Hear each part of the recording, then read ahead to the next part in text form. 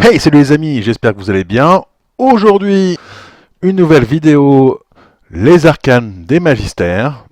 Aujourd'hui, on va se concentrer sur une liste sœur de bataille en 4000 points que m'a demandé Usul. Particularité de la liste, il voulait effectivement que la liste soit centrée sur justement tout ce qui était combinaison, acte de foi, capacité spécifique des différentes troupes. Euh, Voilà, et éviter de ne pas avoir de titan. Donc avoir un prétorien, oui, mais pas de titan. Je vais commencer aussi par faire un petit rappel. Vous avez jusqu'au 17 avril pour tout simplement commander en version physique le livre de règles, les codex Astartes Ultramarine, le codex Eldar Vaisseau Monde, donc le codex général, le codex Garde Impériale Générale et le codex Légion Titanique. Le principe des arcanes des magistères, c'est de vous présenter à la fois la liste que j'ai créée en fonction des demandes, donc des restrictions, en fonction du codex, en fonction des restrictions demandées, de la façon de jouer. Mais aussi, je vais vous présenter pourquoi j'ai fait ces choix, hein, puisque voilà, l'objectif c'est voilà, de faire des choix, pourquoi j'ai pris telle unité plutôt que telle autre. Et aussi, tout simplement, vous expliquer comment je compte la jouer ou comment je compte la contrer.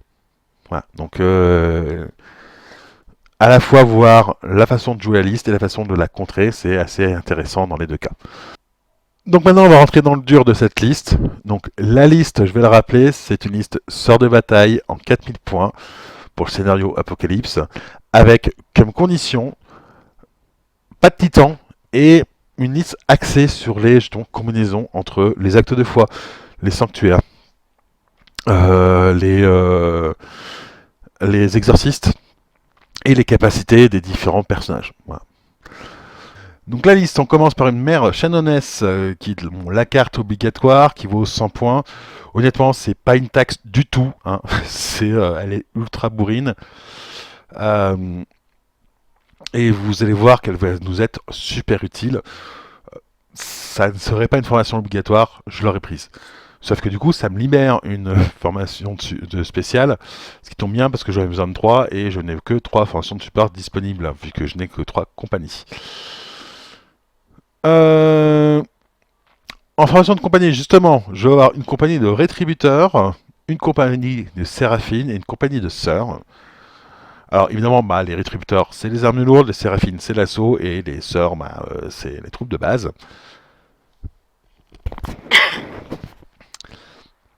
Et en formation spéciale, je vais avoir un prêcheur, une sœur hospitalière et un sanctuaire. Voilà, donc ça, c'est pour la première partie de la liste. Donc la deuxième partie de la liste avec les formations de support, on va avoir du coup 2 détachements de Zéphirine, un détachement de Justifière, un détachement d'Immolator Lance-Flamme, 2 Sanctorum Exorcistes, donc ils seront associés chacun à une compagnie différente, puisqu'on ne peut en avoir qu'un par compagnie, un détachement d'Avenger, ensuite on va avoir une compagnie de Rhino, donc qui elle va être associée à la compagnie de Séraphine. Et après, vous regardez, on a 1, 2, 3, 4, 5, 6 détachements de Rhino. L'objectif, c'est évidemment ça de transporter le maximum de troupes le plus proche possible. Alors, c'est une liste qui est orientée assaut. Voilà. On va commencer tout de suite par les petits points. On va avoir 10 relances élites dans cette liste. Donc c'est pas mal du tout. Faut bien en avoir conscience. Sachant que en élite, on va avoir les Zéphirines, la mère supérieure et les Shannoness. On va avoir aussi 7 actes de foi. 7 points d'actes de foi.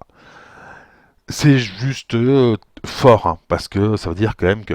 Alors il y en a un qui est spécifique à la compagnie de sœurs de bataille, hein, puisque quand vous prenez une compagnie de sœurs, vous avez automatiquement un acte de foi gratuit qui doit être dépensé dans les détachements de sœurs. Cet acte de foi, vous allez voir que vous allez pouvoir faire des trucs, mais assez fun. Les actes de foi, il y en a plusieurs. Moi, je vais conseiller quelques actes en particulier, d'accord. Tout simplement parce que ils vont très très bien aller, d'accord, dans la liste. Le premier que je vais conseiller, c'est de prendre 2 fois, du coup, l'aura angélique. Donc pourquoi? Bah, l'aura angélique, ça augmente le rayon d'action des capacités meneurs et médecins d'un de vos socles de 10 cm. C'est-à-dire que vous n'avez plus une portée de 12, mais de 22. Bon, alors meneur, bah, la mère supérieure là, et puis médecin, c'est la sœur hospitalière. Donc autant vous dire que vous allez avoir une sœur hospitalière et une mère supérieure qui vont avoir leur rayon d'action pour meneur et médecin respectivement de 22 cm.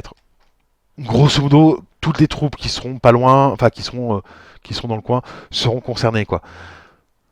C'est fort, c'est très très fort. C'est-à-dire que vous allez avoir une force de frappe, un endroit où vous allez avoir plus 1 facteur d'assaut et régénération à 5+, voire à 6 quand vous êtes quand vous venez de perdre un assaut, ce qui est pas mal, hein, parce qu'en gros ça vous donne une esquive à 6, quoi. Donc voilà, donc ça c'est déjà ces deux points. Le point d'acte de foi doit être pris pour les sœurs de bataille, bah, je vous conseille, ça c'est ma vision, mais je vous conseille force sacrée qui donne +1 en facteur d'assaut, hein, voilà, histoire d'être bien bourrin, hein. Parce que du coup, bah, vos sœurs ont de base +1, elles passent à +2. Voilà, donc voilà. Et puis bah vous allez avoir en carte 4 autres. Bon bah vous avez 3 détachements de Séraphine, 2 détachements de Zéphirine. Bah pareil, encore une fois, ce même acte de foi. Hein, donc qui vous permet de gagner +1 au facteur d'assaut, donc force sacrée. Histoire de booster 4 de vos détachements entre les Séraphines ou les Zéphirines. Alors, là pour le coup, ça va en fonction de la liste adverse. Soit vous avez quand même des troupes qui sont très fortes en assaut, et dans ce cas-là, boostez vos 2 Zéphirines, histoire d'avoir +6 pour chacune d'entre elles. Soit les troupes en face sont pas super fortes en assaut, et dans ce cas-là, je boosterai plutôt toutes les Séraphines, qui leur ferait passer du coup à +4. Quoi qu'il en soit, vous aurez au moins une Zéphirine et 2 Séraphines, enfin, un détachement de Zéphirine et 2 détachements de Séraphine qui auront un +1, et le dernier détachement, bah, à voir si c'est un Séraphine ou le dernier Séphirine. Voilà, ça c'est en fonction d'un petit peu de ce que vous voyez sur la table, etc. Mais du coup, voilà, c'est sachant que là, donc je dis juste, hein, je rappelle juste, hein, vos Séraphines vont avoir +4 pour la plupart d'entre elles. Vos Séphirines vont avoir +6 pour la plupart d'entre elles, donc modulo où est-ce que vous mettez le dernier bonus. Il y aura un groupe de sœurs qui aura +2, les 2 autres auront +1, sauf que vous avez un meneur. Donc un meneur, ça veut dire quoi? Ça veut dire que vous allez encore avoir un +1. C'est-à-dire que vos Séraphines ne vont pas être à +3, mais à +5. Votre Séphirine ne sera pas à +5, mais à +7. Et vos sœurs seront soit à +2, soit à +3. Voilà, bon. Je fais dans l'assaut, moi. Et en plus, avec ça, vous avez quand même la sœur hospitalière qui est là pour lui dire « Hey, je te soigne ». On va rigoler un petit peu, mais bon, hein, vous voyez bien que j'ai positionné aussi un sanctuaire. Donc dans le sanctuaire, bah, vous ne cherchez pas, hein, vous mettez un détachement de rétributeurs. Voilà. Vous allez pouvoir avancer avec votre sanctuaire, tout en tirant, vous faites gagner quand même le mouvement du sanctuaire à la portée de vos rétributeurs. Hein, c'est toujours agréable. Hein, un sanctuaire, ça bouge de 10 cm, c'est-à-dire que grosso modo, sachant qu'en plus un sanctuaire, bah, c'est un prétorien, donc il a la capacité unité commandement quelque part. Hein, donc honnêtement, vous aurez quasiment jamais vous allez avoir du mal à avoir l'initiative suivant ce que votre adversaire a. Donc soit vous avez vous êtes à peu près certain d'avoir l'initiative, soit vous êtes à peu près certain de ne pas l'avoir. Donc si vous êtes à peu près certain de ne pas l'avoir, autant mettre votre sanctuaire en ordre de charge à la base, il passera en ordre d'avance derrière.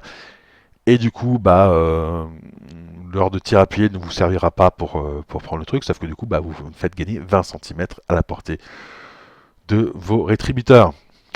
Les deux derniers groupes de rétributeurs, il y en a un qui tiendra votre base tranquillement, et le dernier, il sera dans un détachement de rhino. Puisqu'on me rappelle, on a 1, 2, 3, 4, 5, 6 détachements, enfin 9 détachements de rhino au total. Donc 3 pour les séraphines, 3 pour les sœurs, 2 pour les séphirines. Il en reste un pour un détachement de rétributeurs que vous allez pouvoir poser pas tout à fait en milieu de table mais pas loin, et qui du coup va vous donner une force de tir aussi non négligeable.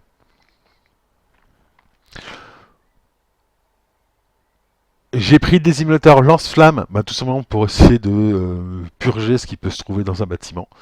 Voilà. Les justifieurs sont là pour pouvoir potentiellement aller attaquer de la cavalerie adverse si c'est nécessaire, hein, parce que du coup ça peut les bloquer. Quant aux Avengers, ils ont un rôle défensif pour le coup, ce sont des intercepteurs, donc vous allez pouvoir vous en servir pour intercepter les volants adverses. Voilà. Là, vous n'avez pas grand-chose pour. Vous n'avez pas de AA. Donc, les rétributeurs peuvent jouer, mais vous n'avez pas de AA. Les Avengers sont très bien pour ça. Une fois que vous avez tué les volants adverses, vous pouvez aller faire joue sur les lignes adverses. Donc voilà pourquoi j'ai pris ces unités-là. Voilà. Ça, c'est l'explication de la construction de la liste. Maintenant, on va revoir aussi comment je vais jouer cette liste. Bon, alors, soyons très clairs, c'est une liste orientée assaut. Avec une force assaut à un endroit qui va défoncer l'ennemi sur un flanc et qui ensuite va poursuivre. C'est l'idée. C'est l'idée, vous l'enfoncez dans un flanc et après, vous vous faites plaisir. Ce qui veut dire aussi que les deux objectifs que vous allez placer, essayez de les placer au même endroit. Si jamais votre adversaire a placé sa base dans un coin, placez les deux autres objectifs carrément dans l'autre côté, d'accord, assez proches l'un de l'autre. L'idée, c'est qu'avec cette force-là, vous allez prendre les deux objectifs adverses. Vous ne vous occupez pas de sa base. Honnêtement, vous n'y arriverez pas à y aller. Donc, occupez-vous au contraire des deux objectifs que vous avez placés, qui sont proches l'un de l'autre. Ça le forcera à se déplacer, ces troupes de ce côté-là, troupes que vous allez pouvoir enfoncer, tout simplement, et prendre ces deux objectifs-là. Donc, vous marquerez ce point-là. Vous avez de quoi tenir les trois objectifs chez vous, entre votre sanctuaire, les troupes qui sont derrière et d'autres. Et vous tenez vos trois objectifs, vous tenez deux objectifs chez l'adversaire, ça vous fait déjà 2 points, sachant que vous, en prenant 2 objectifs chez lui, vous l'empêchez de marquer la mission de tenir les 3 objectifs. Voilà, donc, ça peut se viser tour 2. Voilà. Vous pouvez gagner tour 2, et sinon c'est plutôt tour 3 que vous allez viser. Voilà, c'est tour 2, tour 3. L'objectif idéal, c'est que cette force d'assaut, elle soit concentrée à un même endroit, avec votre sort hospitalière, votre mère supérieure, un peu au centre, histoire de donner leur bonus tout autour. Voilà. Le prêcheur, lui, faut pas l'oublier, le prêcheur, parce que le prêcheur, il fait des trucs rigolos. Le prêcheur, il a la capacité, comme son nom l'indique, prêche, voilà, qui peut prêcher. Et prêche, ça veut dire quoi? C'est-à-dire que le détachement en question gagne la capacité sans peur, il gagne 5 cm à son mouvement de base, et on 10 si en charge tant que le prêcheur est en vie. Mettez-le sur un détachement de séraphine. Parce que vous avez passé votre détachement de séraphine qui va plus avoir un mouvement de 15 mais de 20, donc c'est-à-dire 40 en charge. Ça fait bobo. Alors pourquoi le séraphine? Parce que le sans peur c'est pas super efficace quelque part sur des zéphirines qui ont déjà un bon moral. Voilà. Et puis voilà, les zéphirines ont un moral de 5. De 4, pardon, les séraphines de 5. Donc, tant qu'à faire, autant booster celles qui ont un moment moral. Donc voilà un petit peu pour les compagnies. Donc la compagnie rétributeur sont là tout simplement pour tenir vos 3 objectifs chez vous. et les autres sont là pour foncer sur l'ennemi et tabasser tout ce qui se trouve. Voilà. Alors, pourquoi j'ai pris des rhinos et pas des répresseurs? Bah, tout simplement pour le coup. Parce qu'en fait, mes rhinos, ils me servent uniquement à transporter les troupes. Voilà. L'objectif était de... Voilà, ils me servent à transporter les troupes. Et une fois qu'ils ont déposé les troupes, bah, ils vont faire joujou avec le reste. Hein. C'est-à-dire qu'ils vont eux aussi charger. Bah, oh, je vais les envoyer au sacrifice éventuellement. Voilà, c'est tiens, tu as des véhicules, bah, je n'ai pas envie que tu viennes, je te les bloque avec mes rhinos. Hein, enfin voilà, vous avez quand même un certain nombre de rhinos sur la table, faut bien avouer. Vous avez 27 rhinos sur la table. Qu'est-ce que vous voulez que je vous dise? Hein? À part, vous faites mal. Avec vos rhinos. Donc les émulateurs, eux, ils sont effectivement là. Alors les émulateurs peuvent aussi transporter des troupes au passage, même si j'aurais tendance à les utiliser un petit peu autrement, mais voilà, vous pouvez toujours vous en servir. Mais pour le coup, les émulateurs, moi je vais plutôt m'en servir pour aller enfoncer des troupes qui sont dans des bâtiments. Voilà, ça a quand même 2 tirs et 4 plus PA0 qui ignore les couverts à 25 cm. Bah, c'est pratique pour nettoyer un bâtiment.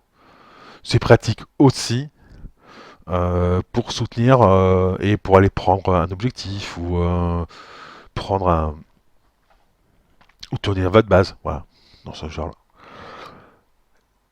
Les exercices maintenant. Je rappelle, hein, les exercices, vous pouvez utiliser un hymne céleste parmi les 3 par tour.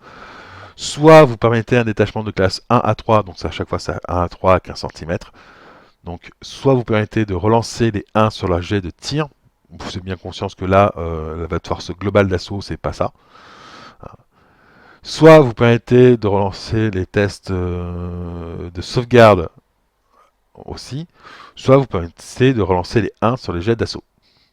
Voilà, sur des d'assaut. Et moi, je les mettrais, très clairement, je mettrais 1 avec les troupes qui avancent en assaut, parce que voilà, hein, vous avez quand même plus 1 en assaut avec vos actes de foi, plus 1 avec votre mère chamonesse. Et en plus, comment vous dire, vous allez relancer les 1.